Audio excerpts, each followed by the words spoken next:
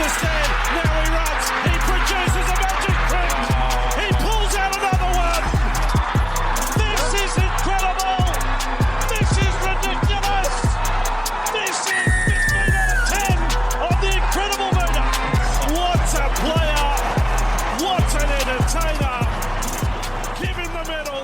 Give him the Delier medal. Hello, footy fans, and welcome back to the Chip and Chase podcast. Wednesday, but sad news. This is the last Wednesday. The last round of the NRL season is upon us, which means the last round of the 2024 Supercoach season is drawing to a close. At the conclusion of this round, it's been a really fun run, but all good things must come to an end.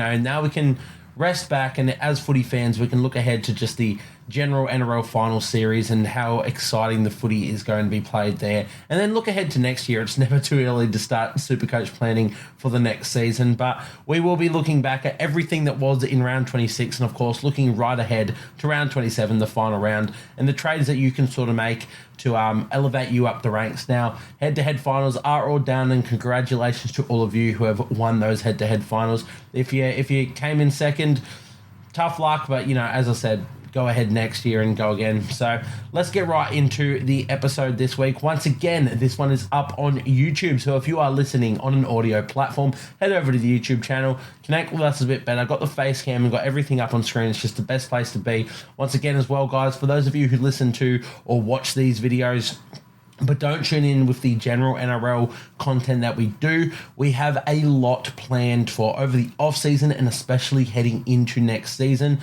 So please do stick around. We're going to try and punch out as much as we can and try and engage with as much Supercoach content as we can. Of course, the off-season does make that a bit difficult, but definitely approaching the beginning of next NRL season, we will be looking at a lot more Supercoach stuff. So don't unsubscribe, don't unfollow, do stick around with us. We have a lot planned, and let me know what you guys want to see, and we can try and make that a reality. We aim to be a place for every NRL and rugby league and Supercoach / fantasy fan to enjoy. We definitely have a lot of Supercoach content coming next year, including a collaboration project, which I won't, spoil too much, but really exciting stuff. So I do highly encourage you all to stick around. Let's get into how we went in round 26. So as you guys can see, if you're watching on YouTube, the score of round 26 is up on screen. A score of 1,113. So yeah, pretty disappointing. Another poor week. Two back-to-back poor weeks has seen us dropped about 3,200 spots in 2 weeks. Another 1,647 drop this week. Has us down to a season rank of 8,638 now, which is pretty darn disappointing. We were pretty solidly entrenched in that top 5,000 overall. And yeah, we've dropped just a lot of spots recently. So yeah, we're going to try and make those up. One round to play. Don't have any trades left. I actually wish there was a bit more carnage coming into this round because I do have the depth to deal with that. But, there are going to be a lot of people who are also out there with zero trades like myself, but don't have the depth, or maybe the players that did get rested or injured, they had that I, did not. So hopefully this is a week that I can make some ground. If you are someone out there with trades, this is definitely a week you can make ground. So we'll be looking at those trades regardless, the best trades that you can make going forward for this final round. Not necessarily anything I can do, but we will look at those. But yeah, season rank 8,638 now, which has us in the top 5% of all players, a total score of 29,837. So yeah, much more we can touch on there. Let's go through, have a quick look at how our team did overall. Now, last week we did play without any hookers. So we had Jake Simpkin and Harry Grant as our hookers. Neither played. We played Jake Simpkin just so we had that extra week, or extra game, I should say, to potentially loop because the Storm played the first game. So if I played Harry Grant, I couldn't use him as that free loop. It didn't really matter. We didn't end up looping. But yeah, Jake Simpkin and Harry Grant sitting there with those DNPs did not play for us. Into our front rowers, Adam Fanua-Blake punched out a 74 against the Sharkies in a fantastic game that I was very lucky to be there to witness and see Shaun Johnson go out the way he did. If anybody jumped on Shaun Johnson as a bit of a pod that we outlined, lucky to you guys, he did punch out a 100+ score in his final NRL game.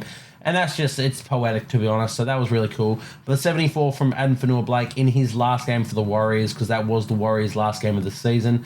happy to have that. We'll have to see how he goes for the Sharkies next year and whether or not we look to purchase him again. But he's done a great job for us this year. Fantastic job for us last year. So, yeah, love that from AFB. Jack DeBellin and we played up front row. Curran coming off the bench and Terrell May coming off the bench. With Curran's injury, I was a bit iffy on him and whether or not to play him. Terrell May hadn't been producing many great scores, so I went with JDB. He punched out a 54, so pretty darn good, but it wasn't, massively different to the rest. We had a 52 from Curran, so could have just ran with that. The big one that we actually missed out on, which, who would have thought, Terrell May punched out 86 points from the bench, so probably going to be looking to play him this week.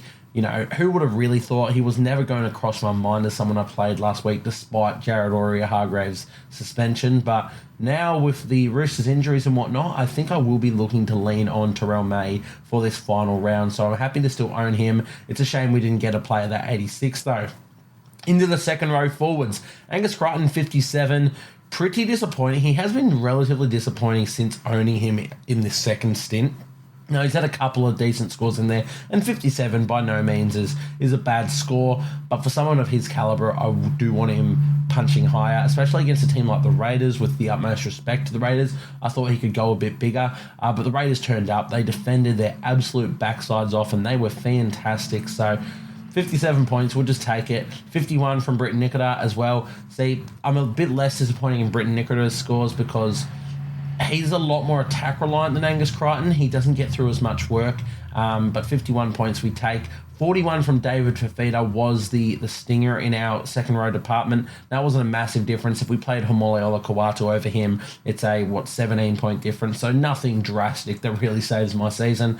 But yeah, Fafita, he's had a few stinkers and he has not been named this week. He's going under for some surgery, season-ending surgery. So that's one of the little dominoes to fall this week, and one of those big players that a lot of people will own that finally drops out, which we can use the depth. We have the depth to accommodate that. I'm hoping a lot of people out there don't. With the utmost respect to you guys, I really want to make some ground in this final round. So yeah, 41 from Fafita, not ideal. 53 from Beau Fermor, who we did play. So this is what baffles me, right? Looking at this game and watching it, Beau Fermor was an absolute weapon, and David Fafita was just there. And there's only a 12-point difference in their scores, so I can't really make sense of it too much. I thought Fermor should have been pushing near 70 in base. He was unbelievable. I guess he didn't make as many tackles in centre, but yeah, 53 points in general, we're pretty happy with. He was a late switch to the centre position, which wasn't ideal for us. But yeah, didn't really change how much work he got through. In fact, I think he got through even more work at centre than he usually gets through at second row. So we're happy with that. Molly Kawato, 58. We did not play him in that matchup against the Bulldogs. Turns out we should have. He was the highest scoring second rower out of my team. So should have played him, but it's all hindsight. It's not too much of a difference. And Viliami Fafita, our Nuff, did not play. Into the halfbacks. The pain here of Sam Walker, 8 points. Now, we can cop it to an extent. I'm not happy about it, but I do think that a lot of people brought him in this week or last week when Cleary went down. So a lot of people use their trades to get him in, and then you cop an 8 score, an ACL injury, which we never want to wish on any player, and it sucks that I owned him in Supercoach and that happened. But it's the sort of carnage that we do need to fall our way in Supercoach. Would have loved it to just been a head knock or a resting or something, not necessarily a season-ending injury. But hey, it's footy. Sometimes that happens. But 8 points from him, definitely not great, but a lot of people would have been in that boat. 63 points from Daly Cherry Evans, who we did give one of our reserves, so we copped that. Pretty happy with that. Wasn't expecting a massive amount against the Bulldogs, but to punch that out was a good little return for us, so happy to own that, and he will be our starting halfback for the final round of the season. Jaden Campbell, 86. He updated pretty decently, but even beyond the updates, he just scored quite well in the final 15, 20 minutes of that game, so really happy for that. He's had a few sort of slower scores and lower points there, but to get this one, 86, I'm pretty happy. It's making the purchase of him feel a lot better.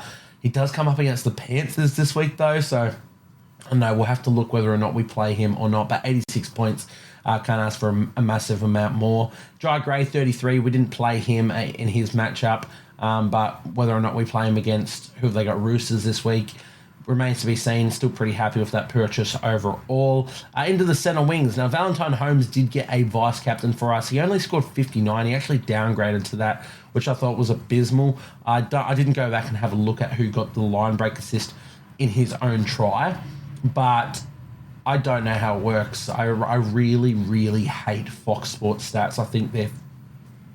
I'm not going to remain... No profanity, but I think they're abysmal. I think Fox Sports' stats are the most biased and stupid stats under the sun, even without Supercoach. Going off Fox Sports for stats, it blows my mind. But he should have had the line break in his own try. Sorry, line break assist in his own try when he actually passed the ball to Murray Tolangi, who broke the line on the wing and then passed back inside for Holmes to score. That should have been a line break assist and a try. I don't think he got anything for that besides, the 17 points for a try.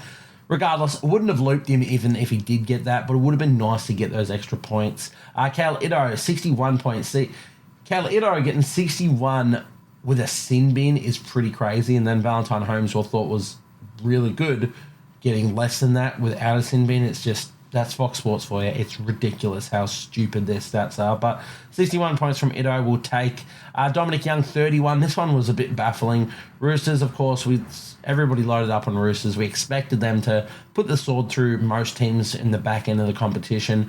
Against the Raiders, they couldn't score anything, and the only player who did was the other winger in Daniel Tupou, who has been amazing these past couple of weeks. Shout out Leaves for really, really wanting him and then not buying him, because that's a tough pill to swallow, to be honest. But yeah, 31 from Dom Young, not great. 132 from Ruben Garrick, however, is very great. I know there were people out there that sat him this week. He was someone I was toying with, but I didn't have many other options that weren't more Seagulls players themselves, so I ended up playing him, and thank God I did, because it was the biggest score in my week, one of the biggest scores of the round, so love that from Ruben Garrick. Moving to my bench centre wings, Jesse Ramian did not play with that suspension. Greg Marju, 39, very disappointed in that. Bradman Best, he did not pass the football. They went, fair enough, the Knights went right the majority of the game, and, Fletcher Sharp was the beneficiary of that. And that's tough already, because I want them to be going left to Greg Marju. But even the times that they did go left, Bradman Best has glue on his hands. Just kept running the footy, never passed the ball, and it was very frustrating. So 39 points from Marju and base would take. But God, I want some attacking stats in this final week, because I feel like we deserve that. Casey McLean didn't play as well. Moving into our fullbacks, we did put the captain on Kalen Ponga, and thankfully for that, he did punch out 118, so we doubled that to 236, if my math serves me correct, which is a good score. A lot of people went for Trebojevich's, who didn't go that great. Finally, Trebojevic going low in the scoring tally, and then also he will miss his final week, which is finally justice for us.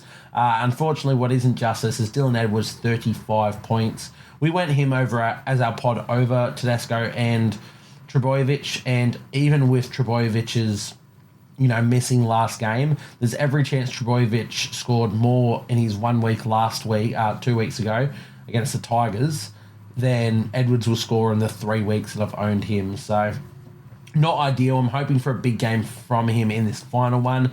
Hopefully that injury is finally settling down. The fact that they've named him at all leads me to believe that he's getting pretty well. I also saw some training footage going out, and he looked to be moving pretty well and pretty happily. So hopefully we can get a good score from Dylan Edwards to finish things off, because mainly the James Tedesco factor is the annoying one. He punched out another ton with no attacking stats, and I was looking at it as well. He was great, don't get me wrong, but I don't know where Fox Sports get their stats from, because it was ridiculous. But hopefully we can get a bit more from Dylan Edwards in this final round, and it can skyrocket us the way that Tolotau Kula skyrocketed us last year. But that's how the team lined up. Let's do a quick run through of the NRL team list of round 27. Try and go through all of the ins and outs of this week. Starting with the Broncos and Storm.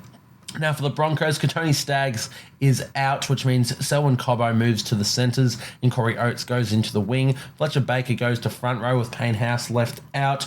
Brandon Piakora is out. Jaden Hunt starts. And Xavier Willison is out with Kobe Hetherington onto the bench. Nothing massive Supercoach there. I don't suppose too many people are owning Staggs, and I don't suppose too many people own Haas anymore. For the Storm, though, massive ones here, because there's a lot of players coming back. Now, the main out for them is that Ryan Pappenhausen did do, I think it's bone bruising coming out on his leg. So he misses the game at fullback, and Suafar Longo takes over at fullback. But Jerome Hughes, Will Warbrick, Nick Meaney all return.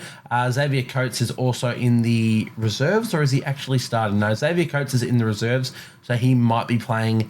Again, not too relevant there. Nelson Asofa Solomona, Harry Grant, Josh King, Sean Bloor, Eli Katoa, Trent Liero, all back as well. And Tyron Wishart, Christian Welch, and Alec McDonald all go to the bench. So Eli Katoa, those of you who own him, massive few.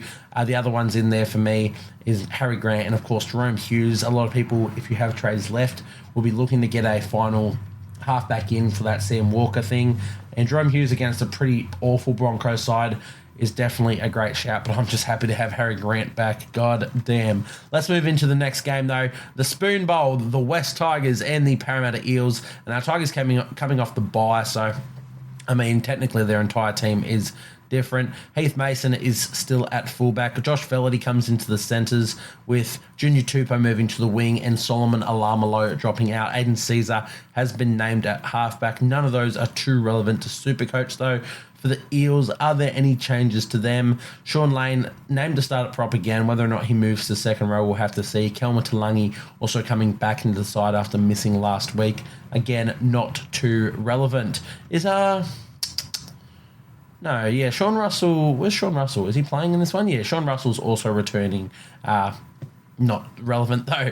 Rabbitohs versus Roosters. For the Rabbitohs, not too many ins and outs. Cody Walker returns for them. Taylor Duncan's named at lock forward, but is wearing number 8 to honour...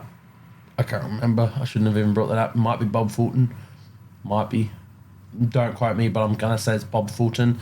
But Jack Whitening is out for the Rabbitohs. Not too much else there. For the Roosters, the big injuries of last week have come in. So Sandon Smith takes over at halfback with Sam Walker out with the ACL injury. Connor Watson moves to hooker with Brandon Smith out with an ACL injury.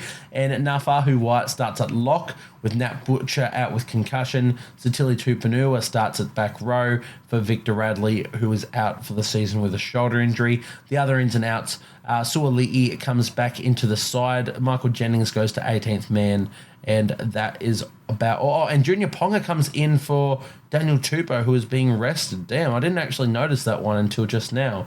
Okay, maybe not a massive sucked in to Leaves who didn't buy Tupou, because that's a little bit of reprieve for him. For the Dragons and the Raiders. The Dragons, they've moved Jack Bird back into the centres for Max Fianay, who was out. Leakin King Tongia starts at 5'8" for, as I said, Jack Bird, who moved into the centres. Not much else going on there. Connor Molheisen, who started at hooker last week, is on the bench with Jacob Little named at 9. So if you did go Little and you did hold on even after the news that he wasn't going to be playing, could mean he gets a spell in this one, but we'll have to see. Realistically, they need a lot of things to go their way and make the top 8. They need to beat the Raiders to start, but then they also need a draw from the Dolphins and the Knights. So, you know, they're going to do their best to get a win, but they do still need a few things to fall their way. Same goes for the Raiders, who they're up against. They welcome Ethan Strange back into the side at 5'8", and Jamal Fogarty back at halfback, which is massive to them. Kale Weeks moves to fullback with Jordan Rapana, who is out with that fractured cheekbone. In their forward pack, Simi Sasangi starts at second row for Elliot Whitehead, who was out suspended. So those two players, that's Rapana and Whitehead, playing their last games for the Canberra Raiders. So that's a bit disappointing, but at least they got a win in their last game. Beyond that, not a whole lot. Bulldogs and Cowboys up next. The Bulldogs have Drew Hutchison coming in at 5'8", with Matt Burton out with concussion. Jacob Kiraz keeps his spot in the centres, even with Stephen Crichton's return, because Bronson Jerry is out suspended as well. Not too much else for them. For the Cowboys, is there a whole lot going on here? No, they've got named essentially the exact same 17. Panthers and Titans up next. Not really a whole lot going on for the Panthers either. Scott Sorensen returns, but not Supercoach relevant. And the Titans, Keanu Keeney starts at fullback, so if somehow you still own him, that's a little reprieve for you. Bo Fermor fully named at centre this week. Chris Randall and Cleese Haas are the starting second rowers, and as we mentioned earlier, David Fafita is out for the season, well, for the final game, which is the season. So that is the slightest bit of carnage that we wanted from this final round of the week, final round of the season.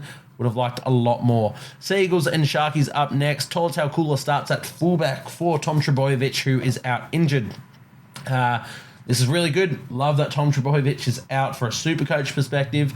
Interesting that they've named Kula at fullback, considering Lehigh Hopewate is essentially an out-and-out fullback on the wing. The other thing that's interesting is, why wouldn't they just move Tommy Talau to the wing, Lehigh to fullback, and then Kula into centre, which is essentially all of their best positions? Or Tommy Talau to wing and Clayton Fualalo, who comes in for Jason Saab, because Clayton Fualalo, to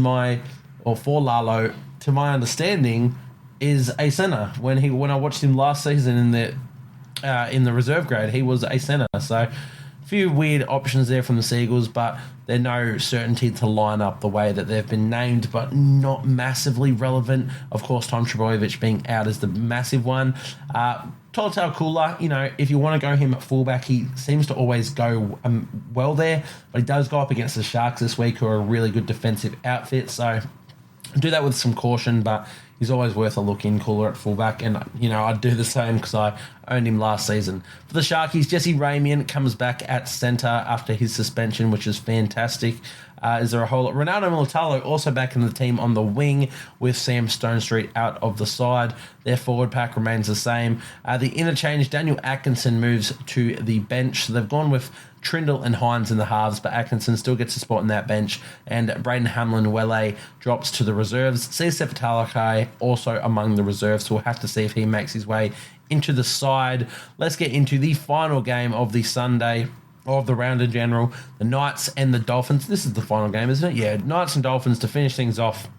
For the Knights, nothing really named, and why would you? They're on a bit of a rich vein of form, so I love that for them. For the Dolphins, they've elected to go with the same side that they ended up with last week. Now, it wasn't the side that they named last week because there were mass changes to that, so we'll read through real quick. Trey Fuller is at fullback. Hamaso Tabuai-Fido got moved to the centres. Jake Avarillo got moved to 5'8". The young fella Isaiah Katoa got dropped from the side. Sean O'Sullivan at halfback. Herbie Farnworth also switched to right centre, so Hamaso will be playing on the left. Tavita Pangai Jr. starts at front row. Felice Kofusi, Connolly Lemuelo are the back rowers. Kenny Bromwich at lock, and their interchanges JMK returning from injury last week, Ray Stone, Mark Nichols and Cody Nikorima. So interesting to note that they do have a utility in Cody Nikorima and a hooker in Jeremy Marshall-King, but you'd assume as soon as Jeremy Marshall-King goes to hooker, Max Plath just turns into another forward, so it shouldn't matter all too much. And that is how the teams line up for round 27, the final round. Let's look at trades. Now, as we mentioned, we can't do trades ourselves, but we'll still have a look at the most traded in and out players and give a quick little analysis of them. So the most traded, let's start with traded out players. Tom Trbojevic, number one, makes sense. You've got $1 million sitting in your cap. If you do have a trade left, you get him out and you bring in just any option. Now, if it's pretty easy to choose, because if you own Tom Trbojevic and James Tedesco, or Tom Trbojevic and Kalen Ponga, you just go to whichever one of those fullbacks that I just mentioned that you don't own. So Tedesco or Ponga, essentially. But there are other options, especially things that we will look at in our pod section. Essentially, most teams at the moment will be equipped with at least one centre wing / fullback duel in their side. Ruben Garrick and Kale Ito are the main ones that come to mind. You can sell Tom Trbojevic, move one of them to fullback, and bring in a pod centre wing, which is something that we will take a look at in our pod section. But are they going to be better than a Tedesco or Ponga who you don't own? Maybe not. I do think Tedesco and Ponga will probably be the best two to own for this final game if you have a trade to get rid of Trbojevic. If you don't, tough luck, but that's what I really need to fall my way. Second most traded, Sam Walker, makes all the sense in the world, out as well. You can move him on to another good halfback there. Jerome Hughes is one of those that comes to mind. Maybe even a Dylan Brown if you don't own, because he's got a great matchup and was amazing last week. Jerome Luai as well has looked really good. So those are all good shouts there. And Fanua Blake, the next most sold on the buy. So once again, all these players essentially just players who are out. Matt Burton, with Aden Fanua Blake though, let's just quickly touch on it. it's an interesting one. I'd only sell if you have a heap of traders left and you need to. If you have no other front row forward options. But in saying that, if you can cop an AE in the front row forward position and then, get a score from anywhere else in your squad, might be worth doing because front row forward's not all that great anyway. But yeah, if you got a few trades, suppose you can do that. Matt Burton, the next most traded out. Yeah, I mean, these are all players who are injured, so you can't really debate them, or injured or, suspended or on the bye. So you can't really debate them being trade out targets. They all make sense. Dave Fifita, the next most traded out. So I'm not going to comment too much on them. The most traded in, Kalen Ponga and James Tedesco are 1 and 2, who we already mentioned. Jerome Hughes 3 and Dylan Brown 4. All of those 4 players we just mentioned in players to bring in. Joseph Tarpany 5, so that'd be the man that people are looking at for Adam Fanua-Blake, which I don't hate. But again, I just don't want to be using trades on front row. And Nicho Hynes, the 6th most traded in. Now, he does have a decently hard matchup against the Seagulls, but it is also Nicho Hynes, so I don't mind that. In fact, I'd probably still take him over any other halfback as a trade-in target for Sam Walker.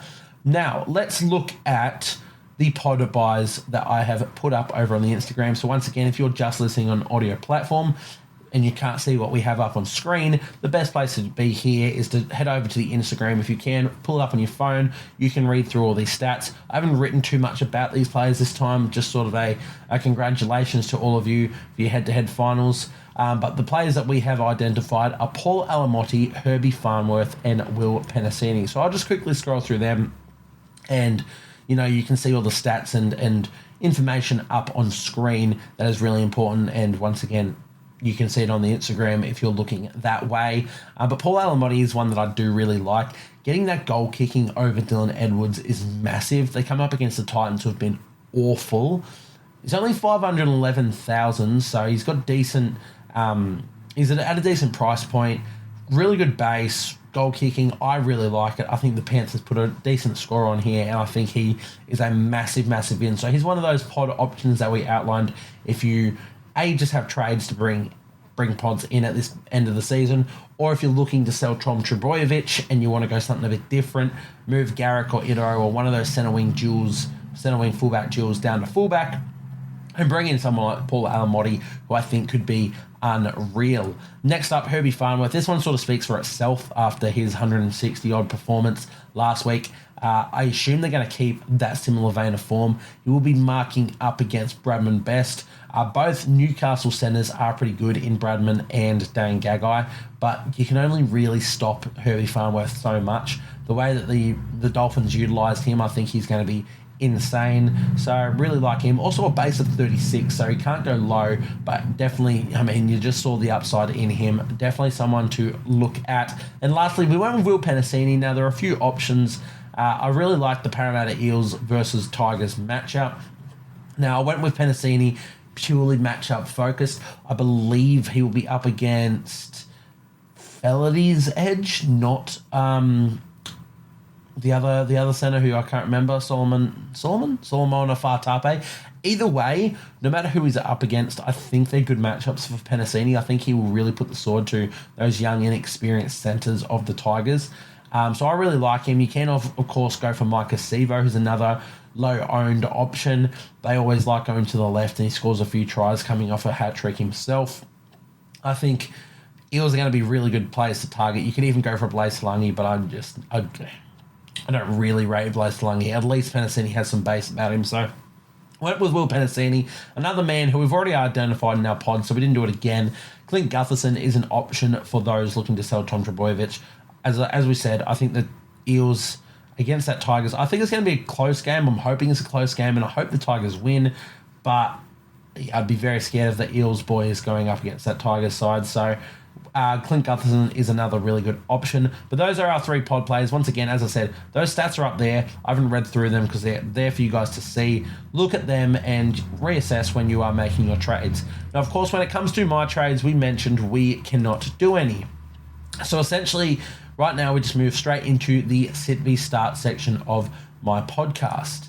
So, starting up with Harry Grant comes back in at hooker, which is fantastic.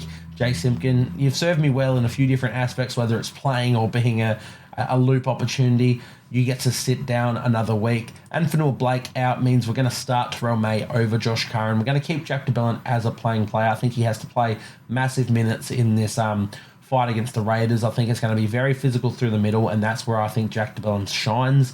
So I like playing him. I think I'd take Terrell May just based on that 86 score. He might score less than Curran, but in the end, I don't think it'll be too much of a difference. Second row position, David Fifita is obviously out, so Olakawatu comes in a straight switch for him. So we're still sitting with Angus Crichton, Brenton Nikota, Homolo Olakawatu as our starting second rows. And at the moment, we have a reserve on Beau Fermor, but we'll get to reserves in a second. Sam Walker, another man out, means we put Daly Cherry Evans into the starting spot. We'll take that reserve off Walker for now. 5'8", interesting. Jaden Campbell or Jai Gray. Now, I don't really like either of these matchups. I mean, Titans against Panthers at Bluebet, it's not really for me. I do think they're going to run a bit through Jaden Campbell as well. At the same time, he did find a good bit of form at the end. I just think without Dave Fifita there, does he really have the artillery near him? In saying that, Jai Gray against the Roosters, I think I am going to play Jai Gray, but not set on that one. I'm assuming they both go relatively low this week, so it might not be all and end all of my team, but we'll play Jai Gray this week instead of Jaden Campbell. Who knows? Jaden Campbell could get a reserve, but I'm hoping I have better options than Jaden Campbell this week. Centre wings speak for themselves. Val Holmes, Cal Ito, Dom Young, and Ruben Garrick will all sit there and stay. Jesse Ramian, however, coming back from suspension, will get a reserve for me. Greg Marju, we will keep with the reserve despite the fact that the Knights haven't really been going left. I just think it's just worth it. He's going to score 40 regardless, or 35 in base. Has the potential for a couple good attacking stats and to get a nice score out of him. So he will keep a reserve. The fullbacks, Kalen Ponga, we will keep him. We'll probably captain him in that last game against the Dolphins. It's in Newcastle. Knights playing for their season. That's where my captain will probably lie, and Dylan Edwards will get my final reserve. So my reserves are Dylan Edwards, Greg Marju, Jesse Ramian, and Beau Fermor. I could play Jaden Campbell. I could play Josh Curran, but I don't want to. So that's where we're sort of sitting for the final round of the season, and we're pretty happy with that. Let's look at captains, and we'll run through every game. Broncos and Storm to kick things off. Storm players are options, as VCs. Jerome Hughes and Cameron Munster specifically. Maybe even if you owned a Nick Meaney, that'd be pretty rogue, but you could vice captain him and hope that he gets a good amount in. In kicking stats, also think he snags a cheeky try this week as well, Nick Meaney. Tigers and Parramatta's, Tigers and Eels. If you own Eels players, they're worth a shout. If you own Tigers players, they're definitely not. You could do a Lockie Galvin, but it's pretty rogue. Eels players, I'd be looking at vice captaining any of those pods that I mentioned, a Penasini or a Sivo. If you own a Gutherson, I'd vice captain him as well, or at least he's worth a look in. Rabbitohs Roosters are up next. I think this is where most captains or vice captains will fall.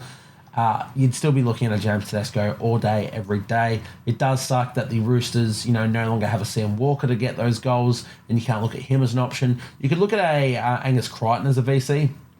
Something I'm actually interested in. I might sit the VC on Angus Crichton for now and see how we go with that. But Dom Young, potentially, but he's gone too low too often recently, so I wouldn't be looking at that. James Tedesco, probably the best captain and vice-captain shout, to be honest. Then we have Dragons and Raiders. Look, to be honest, there's no one in this game you'd really look at. Zach Lomax probably has the highest ceiling, and I still wouldn't really want to look at him, but he's an option. Bulldogs, Cowboys, no one there that I'm really looking at. Panthers, Titans, not really much here. Paul Alamotti, I love as a shout. If you bring in Paul Alamotti, I'd actually rate captaining him. If Dylan Edwards had goal kicking, I'd do it despite him being injured, but he doesn't, so he's just getting a reserve spot for me. But yeah, I do like that matchup for Paul Alamotti. No one else that I really look at. Isaiah Yeo could be a shout. I mean, he's picked up some really good scores as of late, really high scores. And even when he's not scoring 100 plus, he's going 70 in base. So Isaiah Yeo could be a really good shout to finish the season. Seagulls and Sharkies. No, Tom Trebojevic hurts that captain option, but hey, I'm living for that. Ruben Garrick is an option, but I don't want to target players in this matchup. I'd target more Sharks over I would Manly, because I know Sharks have a better defence than the Seagulls. So you could look at a Nicho Hynes if you brought him in, and that's about it. I wouldn't be looking at Ramians or Idos or Nicholas, and there's not too many other options that you could probably own. And then finally, the Knights and the Dolphins. We mentioned Kalen Ponga. That will be where my captain sits. I think it's one of the better options of the week. But it's still the Dolphins. The Dolphins aren't a write-off. They're fighting for a top 8. Whoever wins this game essentially gets that final top 8 spot. Actually, no, they do get this. Whoever wins does get the final top 8 spot. But I do think Kalen Ponga is an option. If you believe in a Herbie Farnworth, go rogue and do it. I mean, this is the point of the season. If you're sitting in where I am, 8,000th, or you're sitting lower, there's no problems with going anything rogue. You may as well bank on something weird happening and hope it does. So maybe I'll switch things up and go for something odd, but for now we'll just sort of stick with Kalen Ponga and see how we go. But that wraps us up for the captain options, and that wraps us up for the Supercoach season, this podcast, and yeah, the 2024 NRL Supercoach season. So thank you guys for really tuning in. It's been a massive learning curve this entire year. We've really jumped into all of my podcasts, all of my page, everything without an idea, just passion, and we've learned a lot along the way. We're going to be a lot better for next year. It's not going to be this sort of content and just, me talking to a screen and talking to you guys and talk about my team. We will have collaboration stuff going on, expecting to do an entire new series with someone else who's quite big in the content community. So I'm really excited for that sort of stuff, guys. But those of you who have tuned in and found this stuff engaging and liked and left comments and whatnot, I appreciate you guys, and I really do. So thank you guys for joining me for this entire first season. Good luck in the final week, and see how far you can get yourself up those ranks. And yeah, we'll be back next season. Hope you guys stick around and tune in then. So thank you guys for tuning in for this one, and I'll see you guys next time.